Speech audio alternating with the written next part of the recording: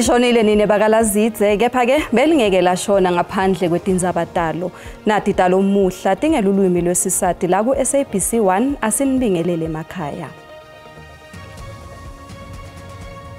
Mengameli Cyril Ramaphosa uselivakashweni lemalanga lamabili eGqeberha eMpumalanga Kapa.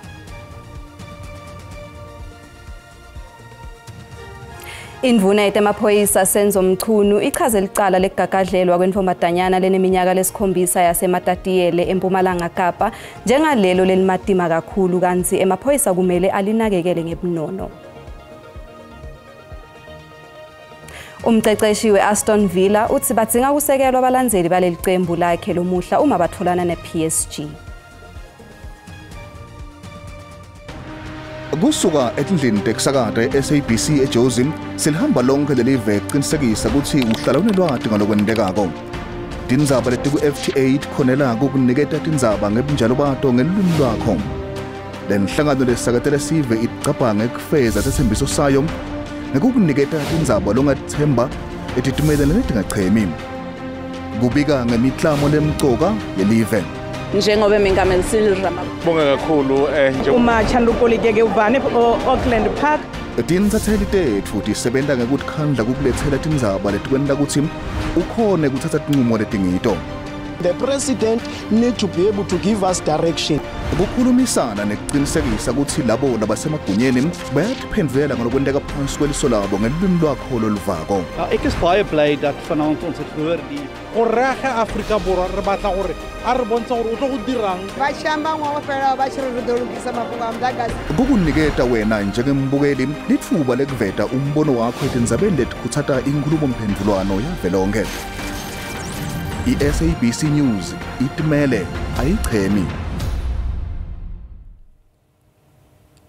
Litiko letemafa eMpumalanga lesabisa kubamba timali lekumele tiye ematikweni uma nje tingabhadali tikwelete tato.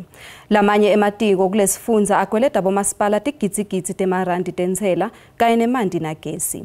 Labo masipala bayehluleka kuletsa tidzingo ncandi kutakhamuti ngenxa yetikweleti. Umphathiswa wetemafa kulesifundza Bonakele Majuba utawuhlangana nabo bonke bomasipala eMbombela batohlela njengobe kucala umnyaka timali lomusha. Bomasipala labangamashumi besifundza seMpumalanga batawubamba umhlangano emphathisa wetetimali kulesifundza Bonakele Majuba naletinye tikhulu kute udzingisa tindzaba tetimali kubomasipala. Ingcinamba lebungana bomasipala labanyenti kulesifundza kungaphakela kwetidzingo ncandi kulandzela kungasetjentiswa kahle kwetimali. We will be sitting planning how are we going to mitigate all those challenges because we've got to serve our people. Lenye tinkinga kungakhona kwabomasipala kwenda inzuzo ematika hulumende kulesifundza akoleta masipala imali lenyindi kuthi ukhone kunika abantu tidzingo letibatidzingako in terms of mandi, the cleaning of wastewater and all those udzinga ukuthi ube nemali. Lihhovisi lemgcini mafa liqhamukele tinhlelo letingasetshenziswa kucokelela imali lekelweta ngulomatiko. Sonke njengomnyango we-Treasury sisebenza kanzima ne-COGTA ukwenza sure ukuthi ama-departments abhadala bomasipala. Kusenjalo ludzaba letiqo kumasipala weTower Chew luvete lokunyeni lokubukela nabohulumende basemakhaya lenkinga isolo njengembangele kungaphakela kwetinsita emphakathini. That skills audit report is going to assist us in arriving to a much learned determination. Umphathisa Majuba uthi labo labaqasha abantu labanganatiqo letifanele batawuthathelwa tinyathelo. Indvuna yemaphoyisa Senzo Mchunu ichaze licala legagadlelwa kwentombatanyana leneminyaka lesikhombisa yaseMatatiyele eMpumalanga Kapa njengalelo lelimatima kakhulu kanti emaphoyisa kumele alinakekele ngebunono. Uphinze wathi akusiliqiniso ukuthi emaphoyisa aqala loluphenyo ngemva kwembhikisho yebantfu bafuna bulungiswa. Lokhu kuta ngemva kwekugcekwa ngemalungu eParliament ukuthi bahudvula tinyawo kuloluphenyo. Indvuna yemaphoyisa Senzo Mchunu abambisene netikhulu letiko lakhe bakhulume neParliament mayelana naleli cala. Leli cala lidvonse amehlo lamanyenti velonke lokholele ekuthenini kube nemishuco etifundze letahlukene takhamuti tifuna bulungiswa. Mchunu uthi luphenyo lwaqala kudzala ngaphambi kwekuthi kuqale le mishuco. We could have if we realized earlier raised or elevated the investigation much earlier than we did to senior police, which would have created some stability, even if there continued to be no arrests, but some stability on the matter and better explanations to the public. Mati kube nyalo kuthetfwe itatimende letilinganiselwa kuletinye mashumi lamatsatfu futhi abantu bebasebenza kule sikolo. Tisebenti tempilo letamhlola bantfwana bebanaye kanye nemalunga emndenini. Emaphoyisa aphindza abuta kutsi ngabe lo thishela nhloko wale sikolo lebekafundza kuso wendiwa yini lihlolo lwe-DNA. The report I have is that he was never asked, but however, he phoned the IO to ask whether, do you want anything to do with me? Emaphoyisa aphindze atsi bantfu kufuna bacaphele ngebucayi balelicala neminyaka yebudzala besisulu. Opted, as we have done, that to rather refer to this matter as child X, child A, or whatever, even to hide the identity or to prevent the identity of the mother.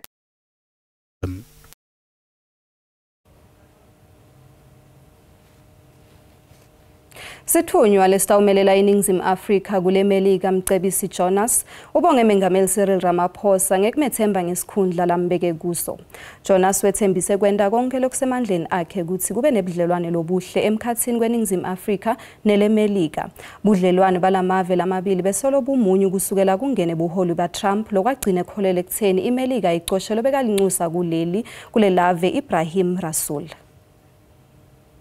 If you look into his political background, if you look into his government policies, formulations, stuff like that, he's got the necessary background. If you look into business, the guy's been into business, yes, as much as the number of years he spent into business are not the same as the one that he did spend as a politician or as a government official. And I think probably this will work well. And the reason I'm saying that even business, South Africa, they're happy with the kind of the appointment, and hopefully they will be able to influence the guys in the US that please, you need to give this guy, an ear, because all he will be doing is just to make sure that the relations gets to be smooth. And as we are talking, we know the Department of Trade and Industry, they're working on a package that needs to be presented to the US. We know that Trump himself is transactional. So when we go and talk to them, we should have something. And this is one of the guys that we are hoping that he will be able to present that. He will be able to open the doors for Minister of Trade and Industry and also for Minister of International Relations.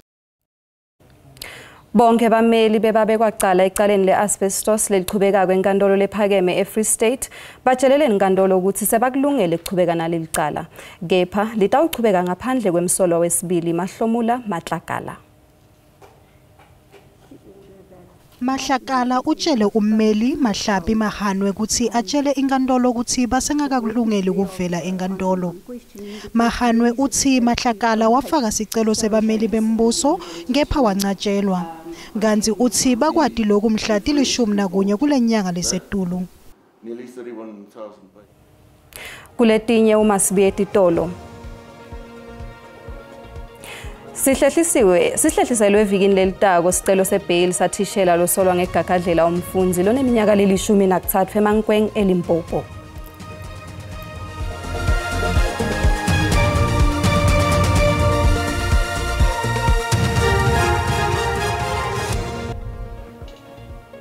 Asikwemukele mbukele esigabeni sesibili etindzabeni tesiswati. Uma ucetha kungena ukhethe kahle tisekhona hlala nathi. Sihlehliselwe evikini lelitako sicelo sebail sathishela losolwa ngegagadlela umfundzi loneminyaka leli-13 eMankweng eLimpopo. Lo thishela longekadzalulwe ligama kuvikela lo mfana wesulile ebuthisheleni. Kanti ubukene nemacala egagadlela kanye nekufundzisa abantwana ngetemacazi. Ubuyele eboxini umbekwa cala lochubekene kufaka sicelo sebail ummeli wakhe umile kule ukuthi utawulandzela noma ngabe nguyiphi imigomo nembandzela nakangakhishwa. Uphindze wagcizelela ukuthi umbekwa cala usulile emsebentini webuthishela njengendlela yekukhombisa kutinikela kwakhe kuthena ngaphatamisa icala lembuso. Problem number 1, which is him being at the same school where the alleged victim schools, is solved because of the fact that after weighing 2 rights, his right to employment and the child's right to education, he decided no, I'm leaving. Uthinzene ebufakazi bemseshi kuleli cala bekuthi umsolwa wathumela abantu ukuthi bayomgcolisela emndenini walomfana. Umseshi kuleli cala utshela inkantolo ukuthi impilo yabo bobabili labathinzeka kuleli cala ingaba sebungotini, ngakho ke kungaba nebungoti kukhishwa kwembekwa cala esitokisini. Kuthiwa lo mbekwa cala wagagadlela lo mfana egumbini lekufundzela emahlandla lamanyenti. Kuphinze kwavela ngemseshi ukuthi lo mfana akakhoni kubika leli cala ngesikhathi emaphoyiseni ngoba umbekwa cala uthe angakhulumi. Uthi lo mfana uthe thishela wathi angakhuluma ngalokwendekile emkhathini kwabo bobabili, wathi ke abengadi ukuthi uma angakhuluma utamendani. Lichubeka ngalwesine lotako. Ikhomishana yemasiko nenkolo nelulwimi iCRL imemetele kusungulwa kwelikomiti lelifaka ekhathi baholi bemabandla labatawubuka kuhlukunyedwa kwebantfu emasonfeni. Leli komiti le section 22 lilinzeleke ukuthi licale kusebenta ngemva kwenyanga.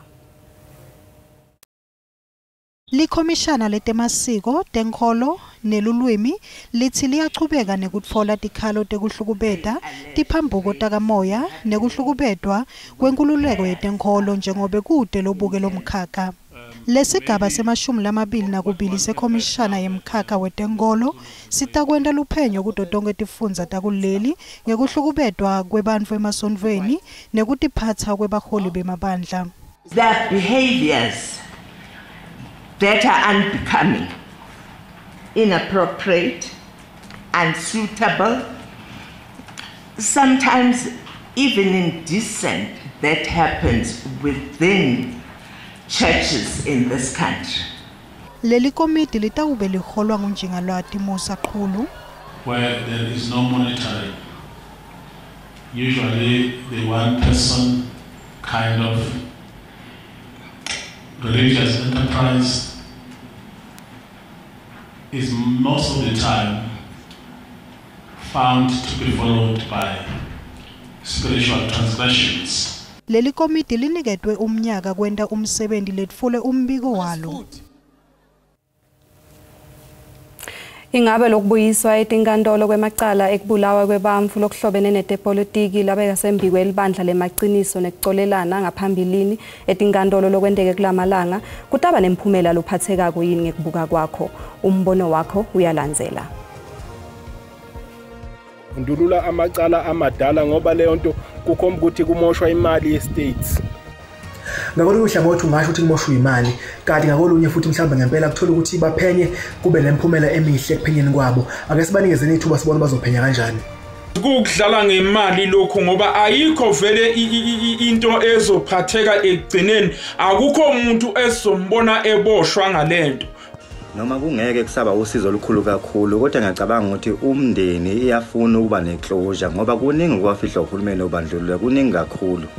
Into esekubalekile ukuthi phela kube khona ubulungiswa. Uma ukuthi kusolakala ubulungiswa zange ube khona, inkinga zange livele ngendlela. Angiboni ngempela imiphumela ephathekayo izoba khona kulamacala amadala sebuyela ngotshela ukuthini kwabula abantu bezepolitiki noma abahlangana nezepolitiki ngoba uthola ukuthi labantu ababulawa nabo ufakazi ababe khona nabo futhi abasekho emhlabeni. So nje makukhuthaza ukuthatha indaba yalamacala angiboni ukuthi imiphumela izoba khona ekugcineni. Loyo ke ngumbono wembukeli iSABC ngeke yethwese ukuphendulela ngawo. Kuchubekele udlame eWalter Sisulu University eMpumalanga Kapa kulandzela tinsolo tekudutshulwa kulimato etitshudeni letibili ngesikhathi tingenela umbhikisho lamhle kuseni. Lokhulumela le nyuvesi Yonela Tukwayo uyichithile imibiko yaphambilini lethi kudutshulwe kwashona kwisitudent. Tukwayo uthi lo muntu abekangasiso student futhi akukhombi nekuthi bekasebenzisa le nyuvesi. Kusolwa ukuthi licembu letitshudeni belibangise kulenye yetindlu lehlala lomunye wetisebenti tale nyuvesi ngesikhathi kuqala kudubula lokholele ekushoneni kwalomuntu. Kusolakala ukuthi tiphindze tashisa nemoto yalomunye losebenti. Lo mbhikisho uta ngemva kwetikhalo tetitshudeni mayelana netindzawo tekuhlala nemigomo lelandzelako uma kunikwa titshudeni tindzawo tekuhlala kule nyuvesi. Mengameli wetitshudeni Themba Zikhali uthi bafuna tikhalo tabo tithathelwe dulu. Kusamisiwe ke kufundza nekufundziswa kule nyuvesi. Mengameli Cyril Ramaphosa uselivakashweni lemalanga lamabili eGqeberha eMpumalanga Kapa. Ramaphosa kulindeleke ukuthi afike esikhumulweni semikhumbi enguqa elebonakala isenzaweni lekahle kakhulu nakuta ekhambiseni impahla ngemikhumbi kumave lasendasi neAfrika. Mengameli uphinze wabonga umsebenzi lomuhle lowendiwe kulesifundza nakuta kumklamo lethuthukisa umnotho. Come here to the port of Ngqura on an inspection visit, just to come and see how the port is operating and what the developmental opportunities there are with regard to taking this port to a much higher level, and to engage with the executives of Transnet together with the minister, and to hear what their plans are with regard to this port, as well as the SEZ here in Ngqura. So this has been a most impressive inspection visit, because I've been able to see and to listen very carefully to some of the plans that they have to upgrade this port and to make sure that as the deepest water port in the country, it is able to service ships that can come around here and in fact to attract ships. We are well endowed as South Africa with regard to wonderful harbors and ports. We've got Durban, we've got Ngqura, we've got Cape Town, we've got the East London one and Saldanha, and a number of other small ones. And Richards Bay is another important one. So as a country surrounded by almost 2.8 kilometers of seawater, we are well endowed. We've got huge, wonderful natural resources which we need to exploit to a higher level. And being here has given me, the ministers who have been here in this visit, the opportunity to see that we can grow our economy enormously and make South Africa a hub in as far as the ocean's economy is concerned.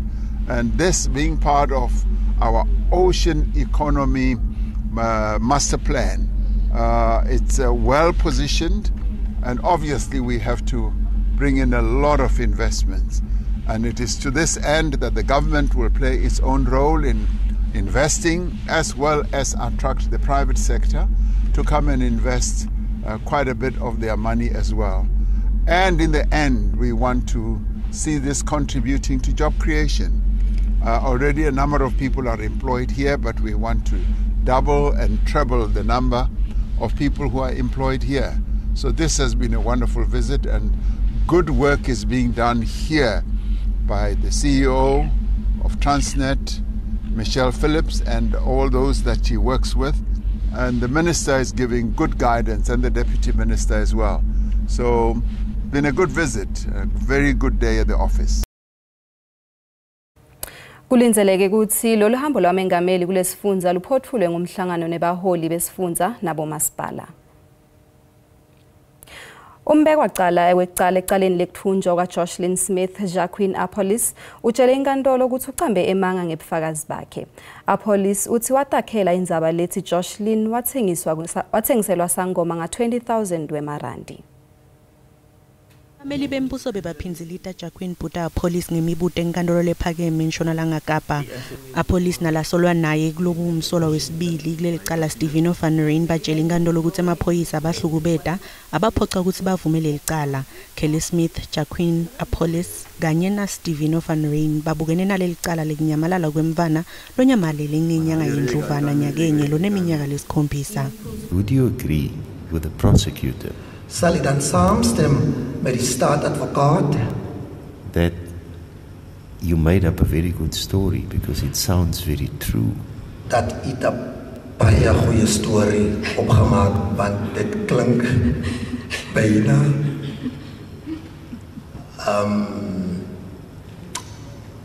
waar. Ek verstaan nie, maar dit klink reg. Ik verstaan, maar dat is niet de waarheid hier.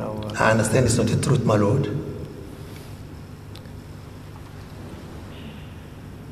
Were you very good at school in writing compositions? Op school was hij baie goed met opstellen te maken op school, toen je op school was? Nee, niet baie goed hier. No, not very well, my lord. So where does the sudden talent come from? Apolice bekasolwa ngeqambe mange enkantolo kanti lokho ukuvumile kujaji.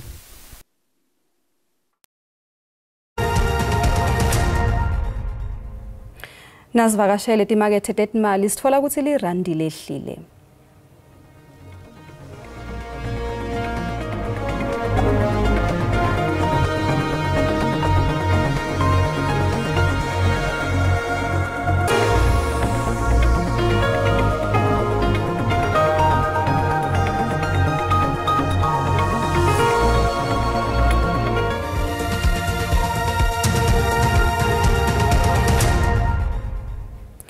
Liqembu laseNgilandi Aston Villa kufuthi lisebenzise lithuba lekudlala ekhaya lomuhla nalitholana nePSG.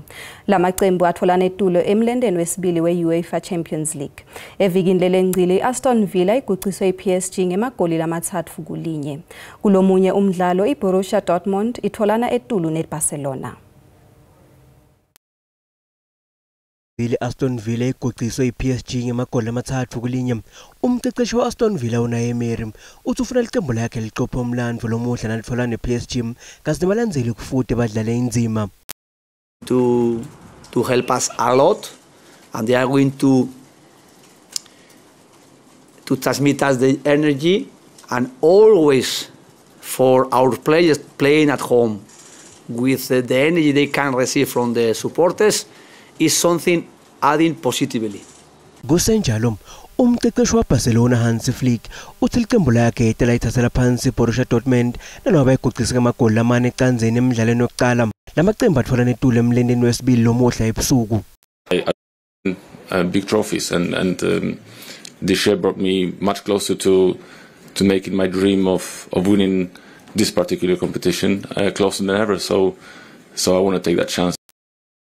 Mlende wesibili ema-quarter final itawuqala ngensimbi yemfica. Tingako-ke bese kuphathele tona lomuhla ungakhohlwa kubukela abalingani bethu besixhosa ngensimbi yesikhombisa. Siyalandzela nesimo selitulo ngemva kwetitolo nanto zakhe Mathebula. Nisale kahle.